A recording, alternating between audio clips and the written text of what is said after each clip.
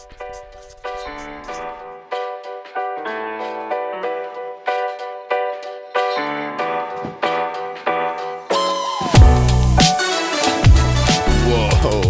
You all right? No. We fell. Yeah. We're back. We are back. New segment. New segment. Echo. This was Brennan's idea. I really liked it. He posed it, and I was like, wow, yeah. Yeah, we'll see how this goes. Thought it would be an interesting thought experiment. So to give everybody a brief update on what I'm going to do, I'm going to take a typically well-intentioned thing that people say to one another. I'm going to hear Nick's initial response to this type of the phrase. And then afterwards, we're going to break down maybe some of the nuance and some of the negative things that can come from taking it too literally. So we will start with the following. All right, Nick. First reaction when somebody says, you need to stand up for what you believe in. Okay, now sit down. For what you believe in. Did I take that one too literally? A little too literally. Okay, so you need to stand up for what you believe in. It can be applied in so many contexts, and that's the problem right off the bat, I feel, is that it's not specific as to when you should stand up for what you believe in. I'll give you think of it in terms of like a parent trying to pass on some wisdom to their child, and they're encouraging them to go through life and stand up for what they believe in. Mm-hmm. Yeah, I think that they're telling them whatever your beliefs are, whatever your values are, what you think is right, you need to get that out there. Like, you need to voice your opinion. And in a way, you need to defend that. Yes. And you need to defend your moral values and character, which is a super noble thing to do, right? Mm-hmm. Yeah, it's kind of interesting just to think that, like, we make that distinction between, like, sit down, shut up, and, like, stand up for what you believe in, when it's like sitting down is kind of just the peaceful acceptance of something instead of like being weak. Mm-hmm. And I think also that it's been semi-manipulated into like standing up for what you believe in also has like a very combative, like do anything you have to do to protect that. Mm-hmm. I think, which is, there's a lot of positives to that. I think it's a very noble sentiment to pass on to somebody that you think that they should stand up for what they believe in. And I agree with that. And in a lot of cases, people should stand up for what they believe in. And here's the real goal that I wanted to get out of this conversation is I think there's times when standing up for what you believe in may be getting in the way of getting to like the greater good. Mm-hmm. And what I mean by that is, it occurred to me, I think just after, or as I was preparing for our interview with Marianne, reading up on some stuff, and it occurred to me that when somebody's standing up for what they believe in, and there's a lot of this going on in the world right now, a lot of people are standing up for a lot of really good causes. Mm-hmm. But what happens a lot of times, in my opinion, when people are standing up for what they believe in is that they forget to listen to other people. And I think that is a necessary ingredient in peaceful cooperation in all walks of life, So what are your thoughts on just that thought right off the bat? I completely agree. I think that statement or that phrase is missing a second piece to it, right? It should be like, stand up for what you believe in and hear others out. Yeah. Or and hear the other side, something like that. But that's not what is told. And so there's like and I think struggle there. A lot of times it's lost on the youth that, protesting is a great way to show your support for a cause you believe in, right? Mm-hmm. And I support that people are able to protest in this country. I think it's one of the strengths of the United States is that we allow our citizens to stand up for what they believe in like that. What I don't know that I am in full support of, or where I think maybe in the younger generation specifically, I think every generation in their youth may face this learning curve, if you will, is that they oftentimes they'll hear the stand up for what you believe in part, but what they fail to come to terms with is that you have to be able to hear out the opposition to your side in a respectful way in order to come to a conclusion as a society and to make positive impact. A lot of times people get caught standing up for what they believe in, talking to the people who already believe what they believe.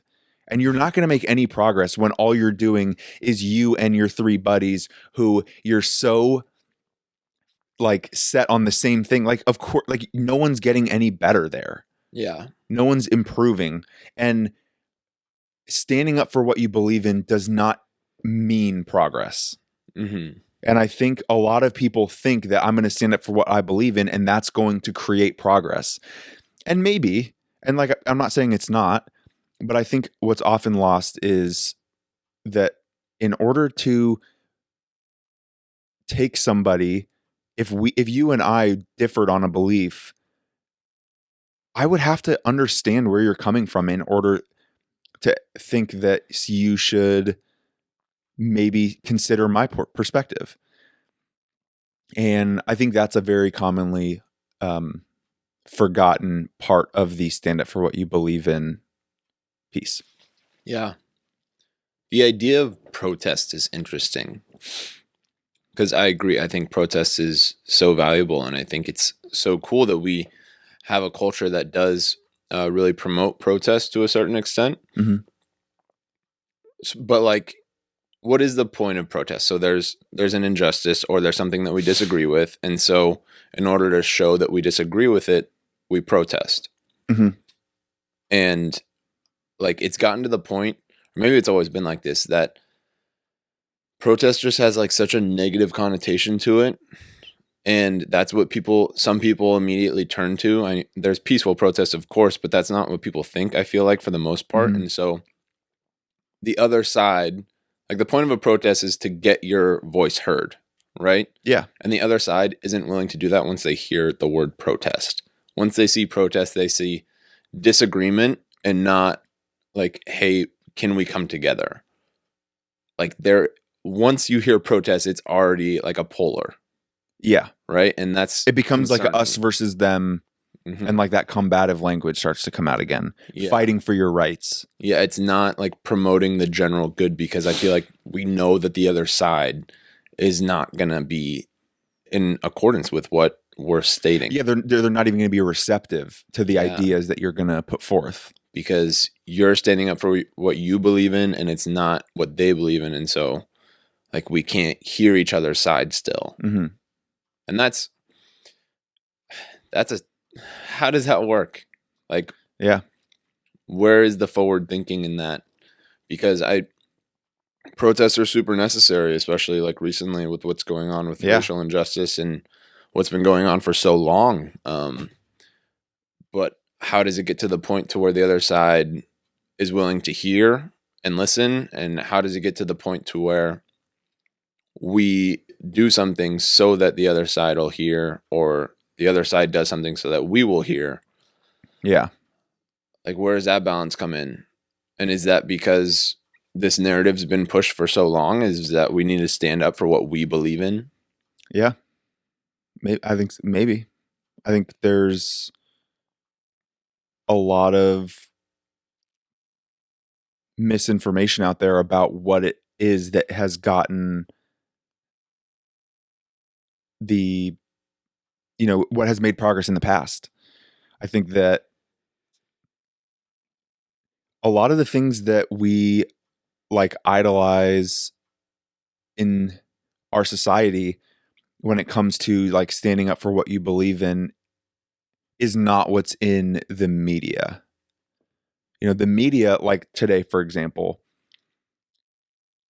and this may not have been true historically, but modern, I would say, we don't have anybody who's out there as a figurehead for a movement in the way that we have like a Dr. Martin Luther King, right? Mm-hmm.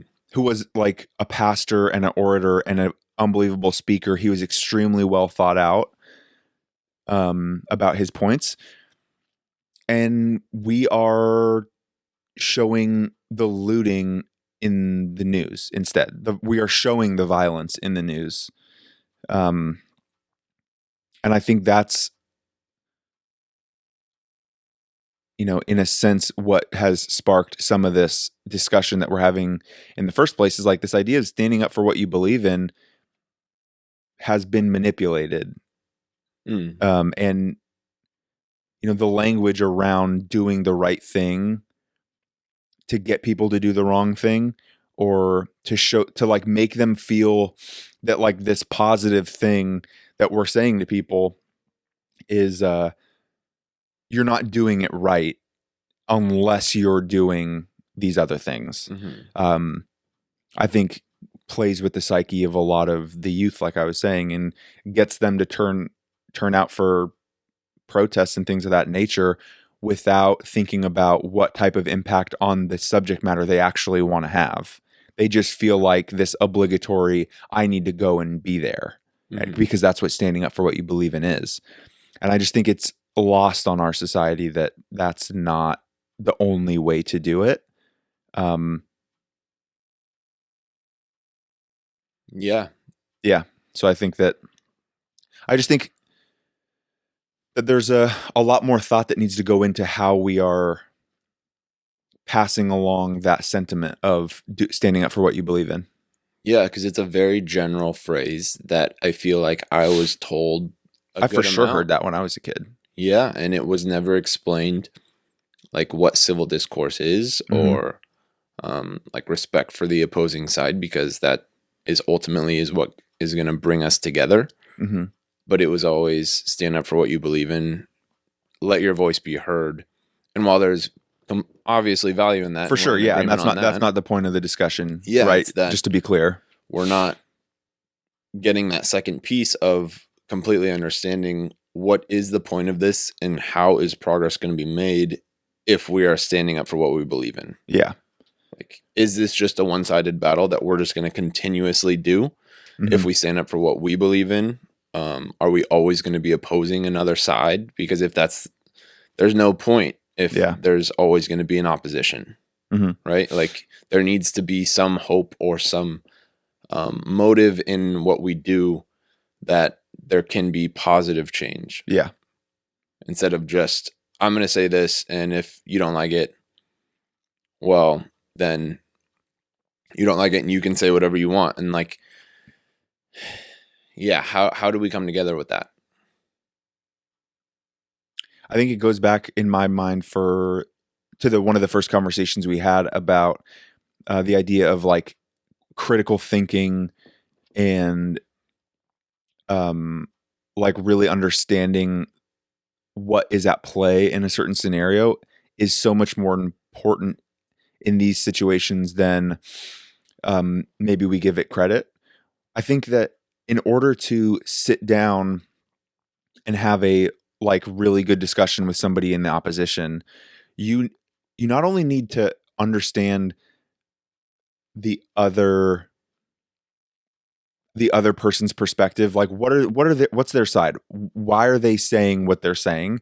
How did they come to these conclusions?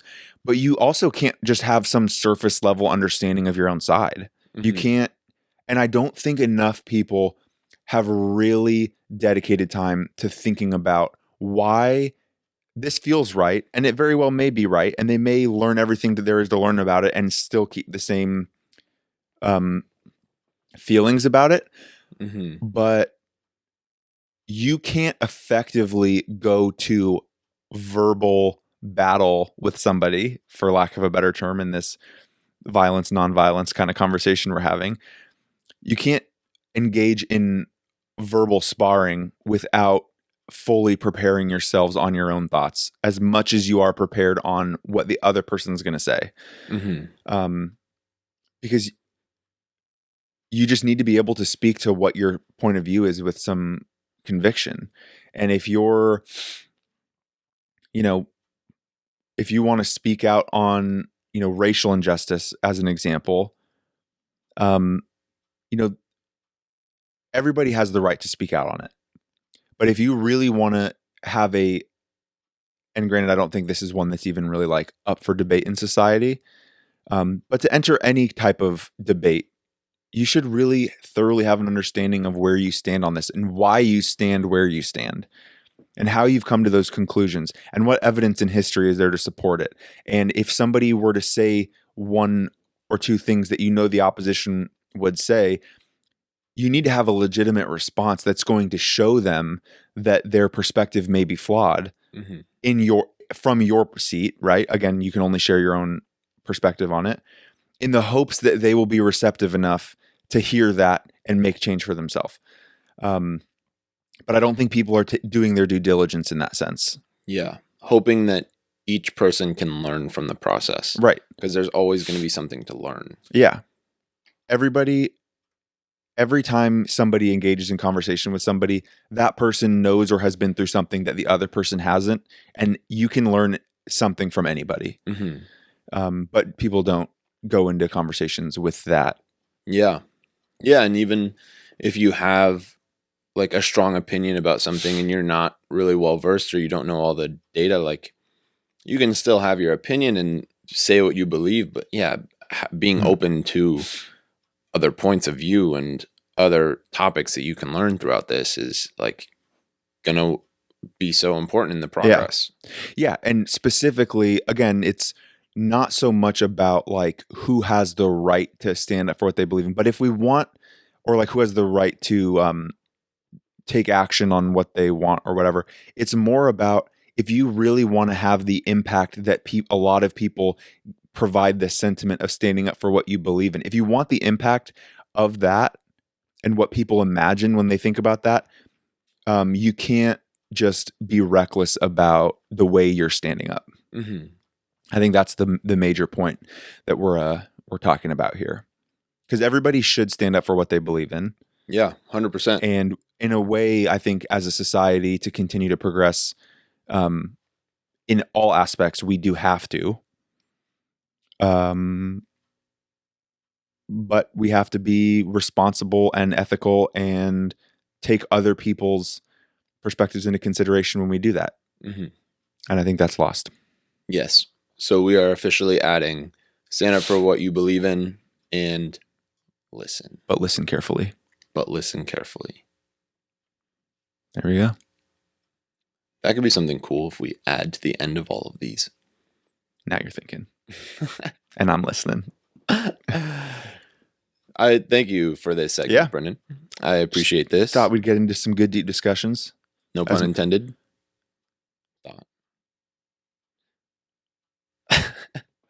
So we'll be coming to you with other phrases and popular things that you've probably heard throughout your life, especially in our culture, I think here in the US. But if you have some that you think are debatable, or just maybe need some additional perspective light shown on them, let us know. Please. These things, like you're saying, are told to us throughout our life, and I think that it's easy to know what they mean, but not really break it down, and so we kind of let it really impact us. And by not breaking it down, I think we neglect a huge part of it. So hopefully these can be insightful and helpful for your thoughts about some of these topics. But thanks for joining us. Hear, hear. Hear, hear. We'll see you soon, I guess. Look out for our next episode of whatever, dropping whenever. Bye.